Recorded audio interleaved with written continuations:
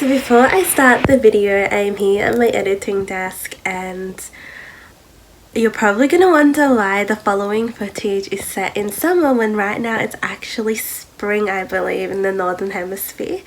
It's because we actually went on this trip in 2023 and it's taken me almost 2 years to actually edit it for a lot of reasons. One being time. It's really hard when you're working most of the time and you have other priorities, and then this second, which is probably the most major one, was I actually ended up getting a lot of data lost. So what happened was when I was transferring my SD card footage to my hard drive actually failed and I lost a whole ton of files. I paid a company to help me recover some data, but they weren't able to do all of it, and I also tried to do recovery myself. So the following footage is actually a mixture of the stuff that's been recovered. So I'm hoping I can still string together something to make a good and entertaining holiday video, at least show how nice Canada is. But anyway, next time, definitely a lesson learned and I'll do things a bit differently, but I hope you enjoy this.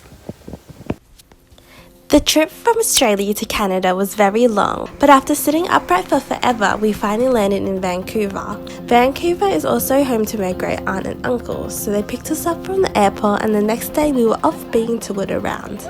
We stopped at a tourist hotspot called Canada Place. It's located on the waterfront, but one of the main reasons people go there is to get beautiful views of the mountains. Unfortunately, our view was a little covered by this giant cruise ship, which was a shame, but you could still see some mountains peeking through and rising up from the water, which was really nice. There's also an experience called Fly Over Canada, which is a must for tourists as well. I would say it's like one of those 3-day reality rides, where you're in an immersive sensory exhibition flying over the entire country. It goes from farmlands to big cities to rocky mountains and more. They even had mist spray out when you would fly close to the waterfalls. My great uncle also drove us around the city and pointed out some heritage buildings and took us to some grand parks with more beautiful views. Stanley Park was one that we went to. It's home to the Hollow Tree, a western red setter that had died, but the stump remains due to restoration is anywhere between 600 to 700 years old. It was cool just driving through the suburbs too. It was summer there, so everyone was out playing baseball.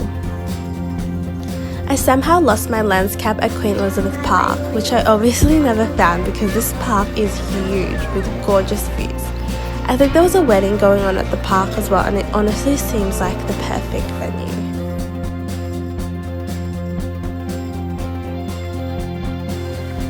We also made our way into the conservatory, which is a round dome containing tropical plants and wildlife. It was overall a really good day and we had some fun taking in the breathtaking views and walking around.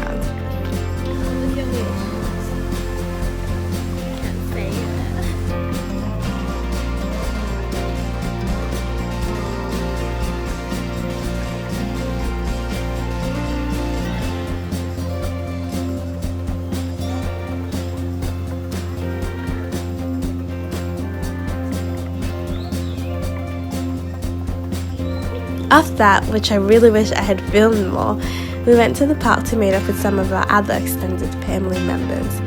I had tried Canadian fried chicken, Canadian crab, and our leftover yumcha dumplings that we had for lunch. One major thing to note about Canada is that the servings are usually twice the size of the servings in Australia. On our last day, we went to a famous Vancouver chocolate shop called Purdy's. We then visited what Australians would imagine as a quintessential Canadian diner. I'm not usually a huge salad person, but this looked and it was really good. And of course, I tried poutine for the first time as well. Overall, it was quite good and again, huge servings, so it was definitely worth the money. After 3 days, we said goodbye to our great aunt and uncle and checked into a hotel. The hotel was part of our Rocky Mountaineer trip that departed the next day and very early. We also had to kind of check into the Rocky Mountaineer the night before, where we got this brooch, our tickets and other important information. We had dinner at the restaurant below and then headed up to try those chocolates from Purdy's. So here you can enjoy my sister's very candid positive review of the chocolates. Pretty. Yun na lang ilaw sa anong buksan niyo. I tried the Saskatoon berry. So this is a Canadian berry flavored chocolate. It's cute because it's purple. Luckily these didn't melt because right now it's quite hot in Vancouver. Here you go. This one I can tell is already a cashew covered chocolate. Let me try the most interesting looking one. You try the heart one. The heart. Is there a heart one? Eat the half and eat give Grace the What about that one? Is that That's one? the cashew. What's that one? This one. Eat half and then give. Okay. What's that one?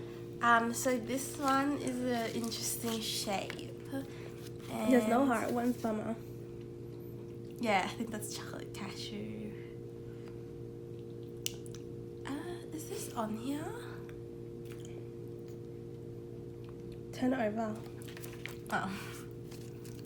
This one is the peanut butter daisy. Ooh.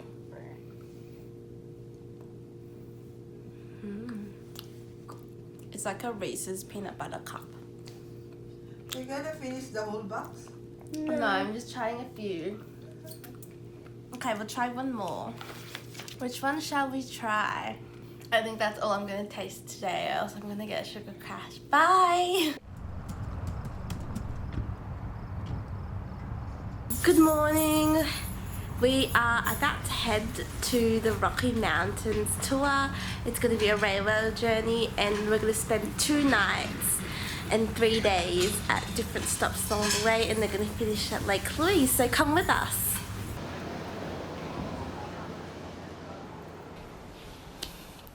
If you've never heard of the Rocky Mountaineer, it's a whole luxury scenic experience where you hop on a train and travel through the Canadian Rockies. It started with a quick bagpipe performance and then we were off. The 2-day rail tour was from Vancouver to Banff, with an overnight stop in between at Kamloops. This route was called the First Passage to the West. We chose this mainly because we were in Vancouver ready to visit family. And then we have family in Calgary, which is close to Banff, as well as it's just an iconic and historic passage that connected Canada's east to the west many years ago. The Rocky Mountain is also the only passenger train service that takes this route. Now this rail tour was quite the splurge, and it had always been a dream of my dad's to travel with the Canadian Rockies, so we just had to tick this off while we were on the other side of the world. The send-off was rather grand, as you can see. The first thing you'll also notice about the Rocky Mountain is a spacious carriage with large window-to-wall ratio. It's almost like you're travelling in a glass cage, which was truly beautiful, especially once we get to the mountains. You also get fed really well, and if you know me, this is one of the things I look forward to the most with any experience. The first day's breakfast served a baby cinnamon croissant, fruit salad, and then you got to pick between 3 options. I'm a savoury food gal, so I picked the Spanish and feta frittata with tricolour potatoes, yams, and bacon. We ate this while travelling through the Fraser Valley.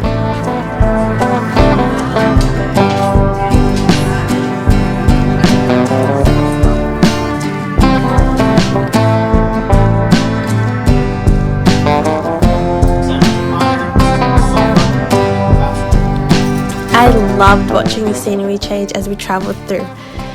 It would be green crops and then arid looking hills and then lakes and rivers.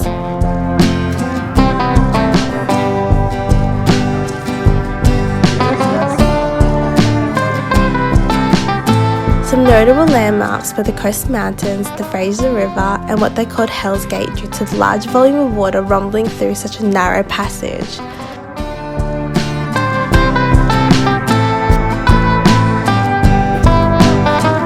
Somewhere along the way, we also got snacks and prepared for lunch.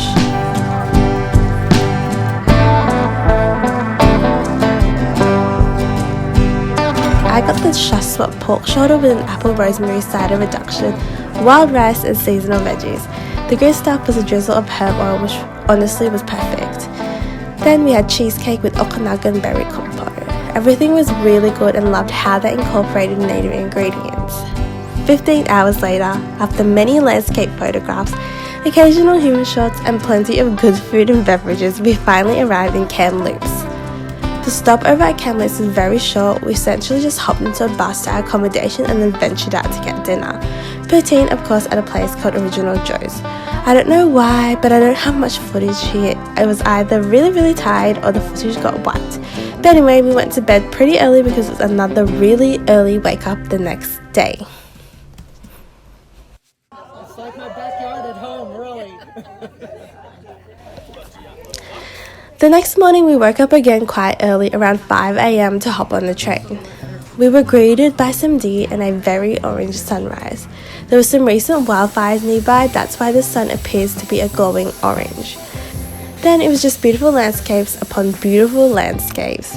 Our group had a variety of people from different places, but mainly from the US.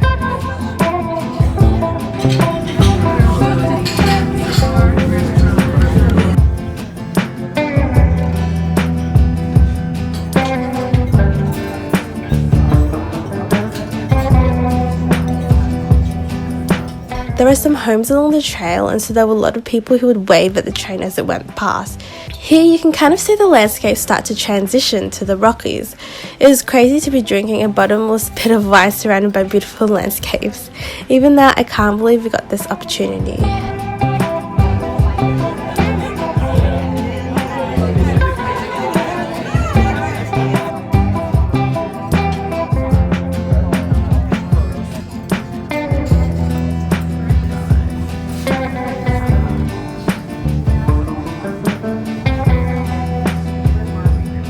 Castle Mountain was another beautiful highlight along the way.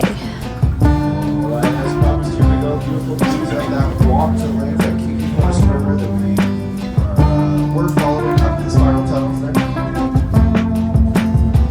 Now, the Kibasket Lake was named after a First Nations chief who traveled throughout the area, helping a gentleman by the name of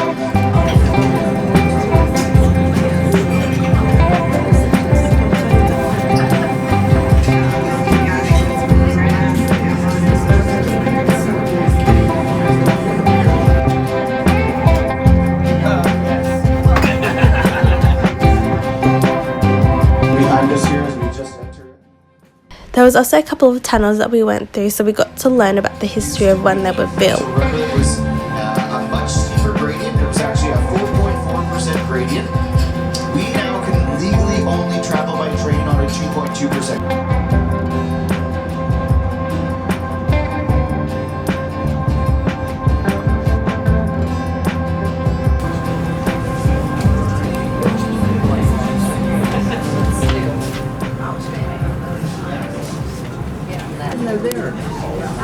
Here's some more openings coming up right now.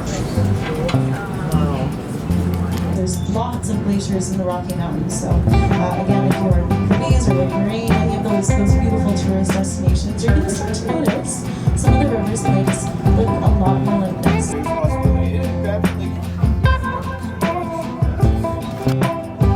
people are. So this.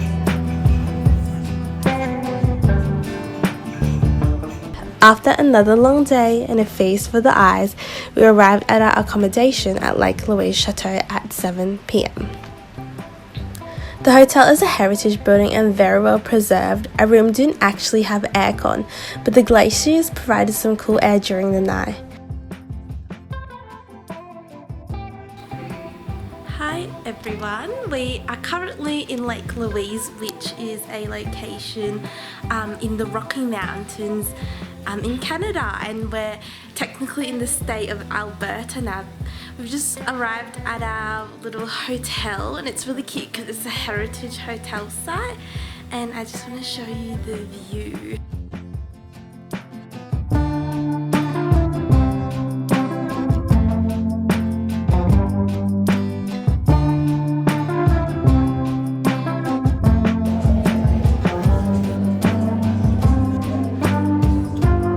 It was pretty late once we had arrived at Lake Louise, so we got delicious dinner overlooking the lake where we ran into some fellow travelers.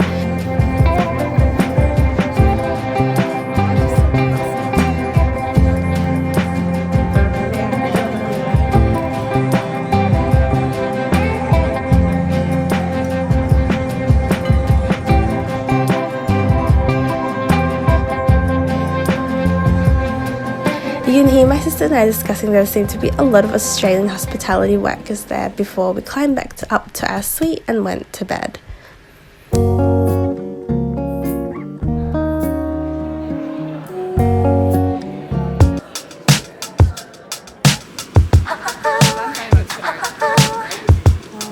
Since it was getting dark when we arrived the night before, we didn't waste much time going down exploring the beauty that was Lake Louise. A lot of people went on hikes and canoeing, but we actually had an early checkout time and we were only there overnight. So a short walk along the lake would have had to suffice. If I was to come back, I'd spend more than one night and go on some of the hikes there.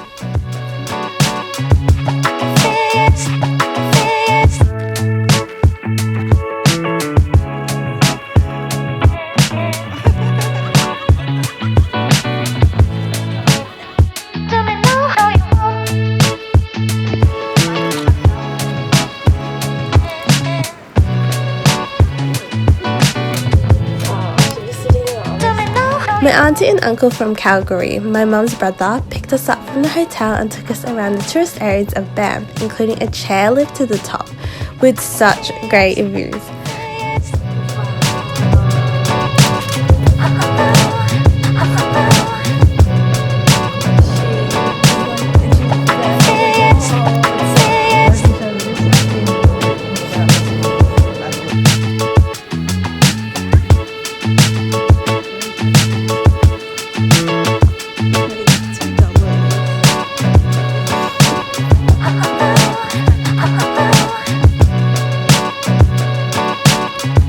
It was just really beautiful. I think videos and photos don't do it much justice.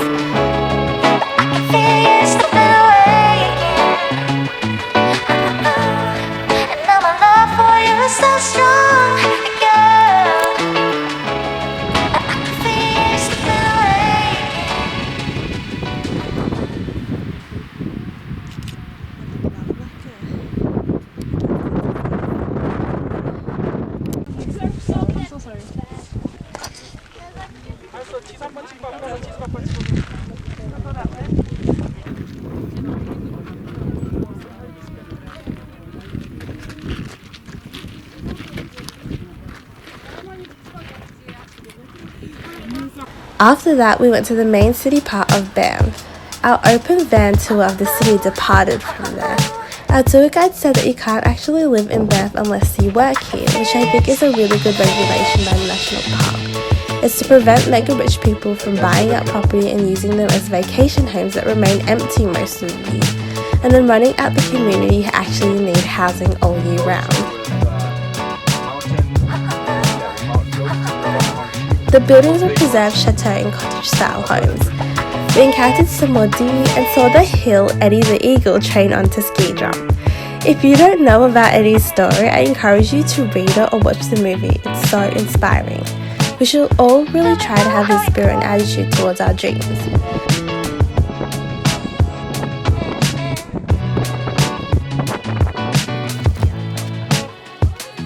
The tour ended with champagne and views.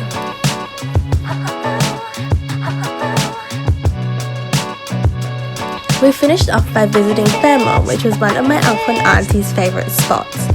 The chateau overlooked some of the Rockies' beautiful peaks and had an old castle-like charm to it. Then that concluded Banff. We drove back to where my uncle and auntie resided in Calgary and spent some much needed time catching up with family, which is a nice change of pace. Calgary is most known for the Calgary Stampede, which is one of the largest rodeos. My auntie told us that so many people come down for it, but we had missed it by a few weeks.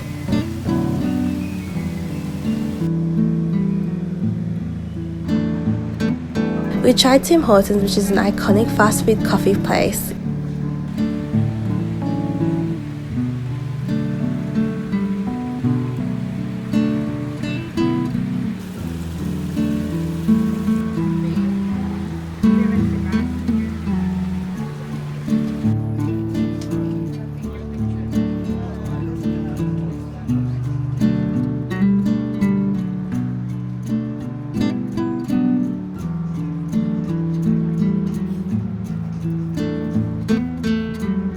During the last night, we went for a walk around Princess Island Park, which is peaceful to say the least.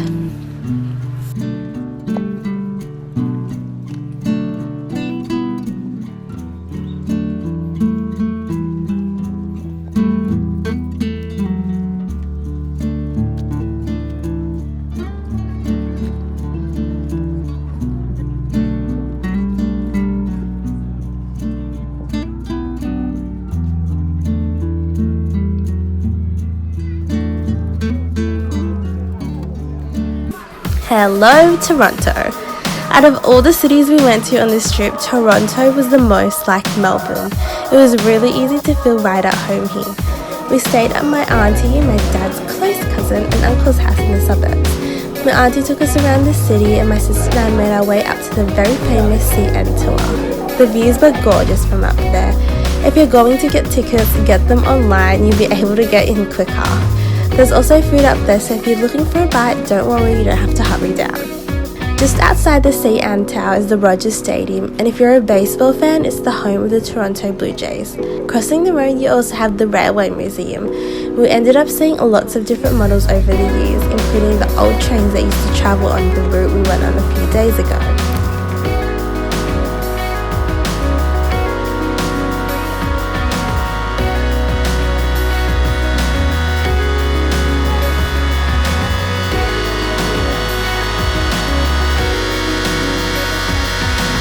Pa nila to eh.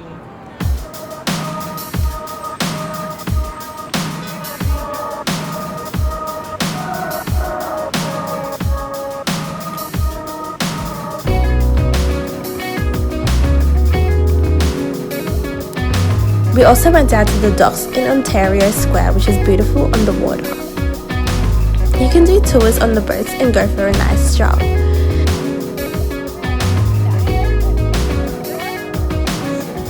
We had lunch here at this very hip Mexican place. It was delicious and very refreshing. My auntie also took us to do some quick shopping where I went and bought some pajamas and socks, and then we called it a day.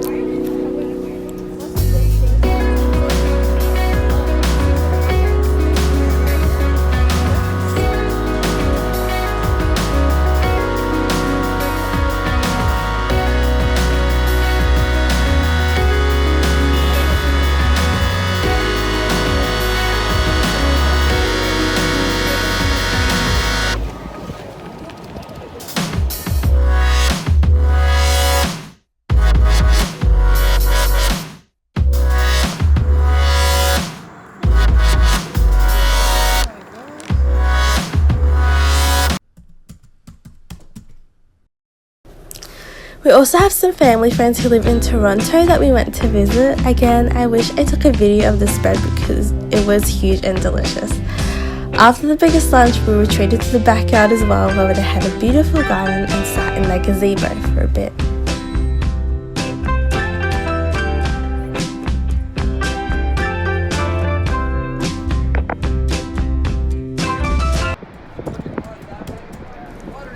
Then we went to Niagara Falls. My cousins from mum's side, who also live in Toronto, kindly took us here. By now you've probably already figured out that I have a very large extended Filipino family in various parts of the world. Niagara Falls is a must when you come to Canada. It actually consists of 3 different waterfalls on the Niagara River. The river divides Ontario from New York in the US, so it was crazy to me that across the river you could just see a completely different country. It started with a walking tour around the place, followed by a short hike and tour views. Then we were taken on the bank of the falls where you could hear and feel the mist of the water. At peak, which wasn't that day, 3,160 tons of water flows per second, which is crazy. I took many scenic shots. The blue ponchos are actually tour groups from the Buffalo, New York side. The Ontario side have red ponchos. It was kind of funny having this Capulet and Montague vibes, but we were cordial, waving as they went past. Then we went into the heart of the falls. I managed to make it look really peaceful and serene here, which it was at the start. It really was. We got a really good spot at the front too. But then we went into the actual falls. And think about it, tons of water bucketing down 10 meters away from me. What do you think it's going to be like?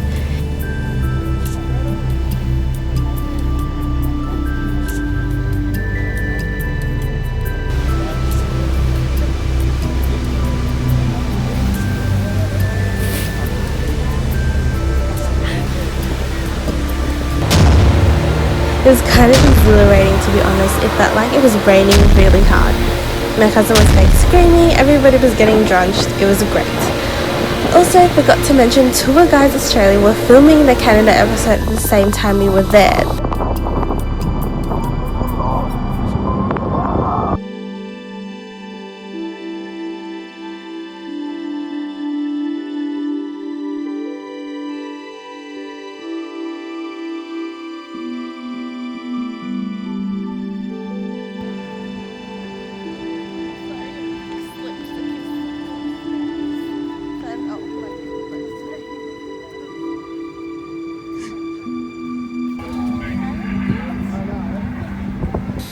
And to leave on a natural wonder-worthy high, that concluded our Canada trip. We had such a great time catching up with family, which you didn't see much of, but I wish I filmed for a little time capsule. We had a great time exploring the south of Canada, but we had to say our goodbyes because we're heading to the Philippines next.